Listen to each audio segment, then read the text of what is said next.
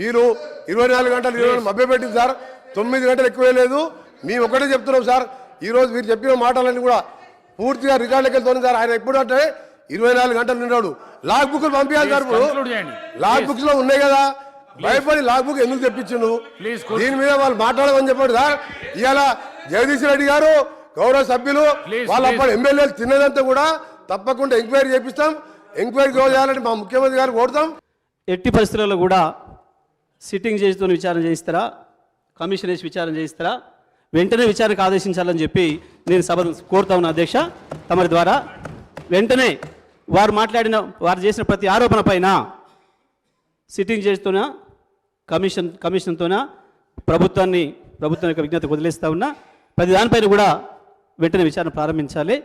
అయితే దాంట్లో దోషులు ఎవరో దొరికితే వాళ్ళని శిక్ష వేయాలి, లేదా ఆధారాలు లేకుండా అసంబద్ధమైన ఆరోపణలు చేసిన వారికి శిక్ష పడాలి.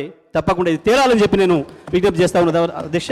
సభ ద్వారా ప్రజానీకాన్ని కూడా విజ్ఞప్తి చేస్తూ ఉన్నా. ఇటువంటివి చాలా సందర్భాల్లో బయట మాట్లాడుతుంటే విన్న నేను ఏ ఒక్కరోజు కూడా నేను ఇటువంటి విషయాలలో నేను మాట్లాడలేదు, రియాక్ట్ కాలేదు. ఇవన్నీ కూడా పనికిమాలిన మాటలు, అర్థం లేని ఆధారరహితమైన మాటలు. కాబట్టి రికార్డులో రావాలని నేను ఇన్ని రోజులు వెయిట్ చేసా అధ్యక్ష.